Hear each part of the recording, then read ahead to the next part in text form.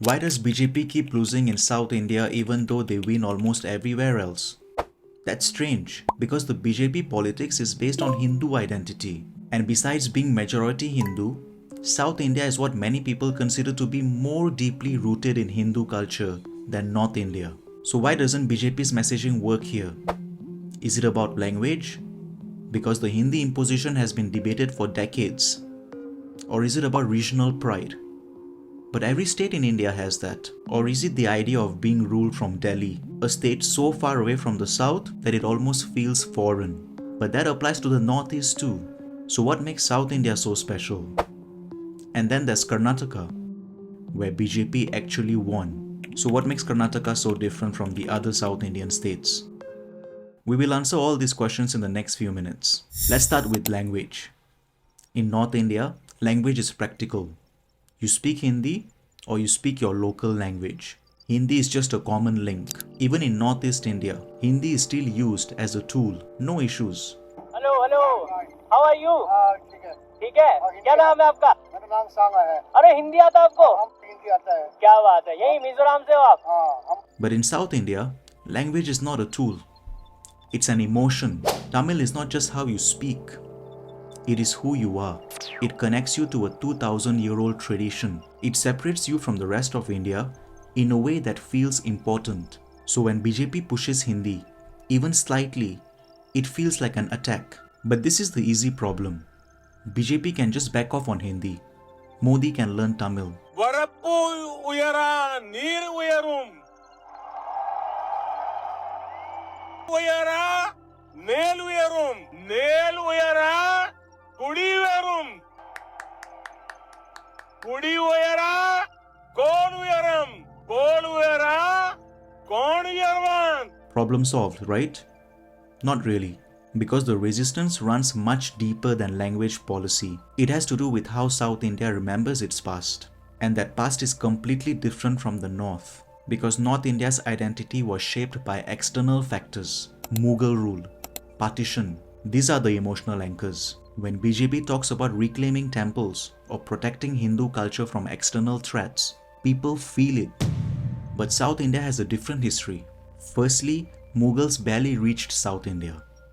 Secondly, partition didn't split families. The emotional triggers that work in UP, Punjab, or even West Bengal for that matter, has no impact on Tamil Nadu and Kerala. In North India, Hindu-Muslim are divided. In South India, Hindu-Muslim are united. Because Islam did not enter South India through violence. It entered through peaceful trade.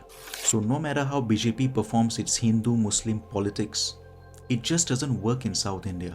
But even that's not the full picture. Because BJP could just change the messaging. Instead of playing the Hindu-Muslim politics, they could play another type of political game. But there's literally no space to enter in the first place. When BJP entered up till Maharashtra or Goa, there was still space. Regional parties were weak or corrupt, so people wanted an alternative. South India doesn't have that space. DMK in Tamil Nadu, Communist parties in Kerala, BRS in Telangana. These are not weak parties. They have deep roots. They control local systems. They run welfare programs people depend on. BJP is not walking into an empty room. It's trying to push someone who's been sitting there for more than 50 years. But let's say BJP somehow manages to crack South India. Even then, there's a bigger problem. The voters themselves work very differently. In North India, politics is about survival, subsidies, ration cards, welfare schemes. The voter is a beneficiary.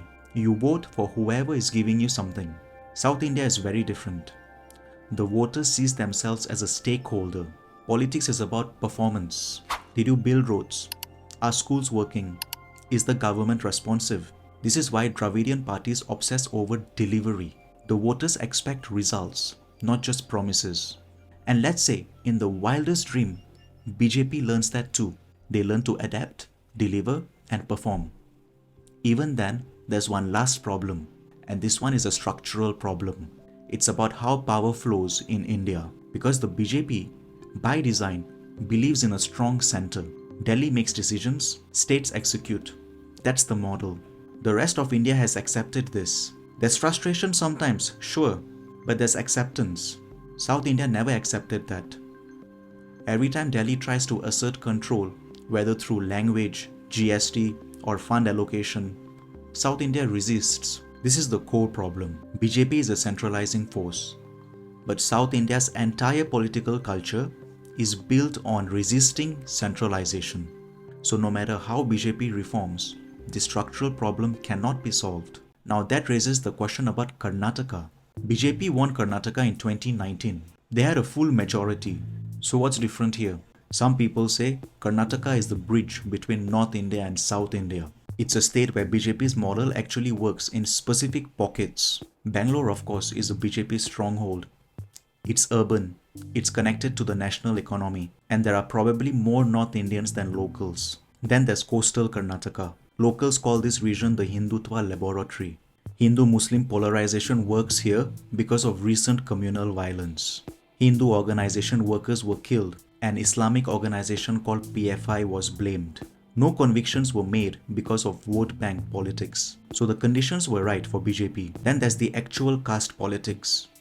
BJP has a solid base with Lingayats and Brahmins. Congress has backward classes and Dalits. The caste dynamics in Karnataka allow BJP to compete. This doesn't really exist in Tamil Nadu or Kerala the same way. But even with all this, BJP cannot dominate. They won in 2019, but they lost in 2023. And here's the ultimate equation. The divide between how North and South India respond to politics shows how the two regions have been evolving separately for decades. There is an economic and cultural gap, and it has been widening. I actually made a different video about this. You can check that out next.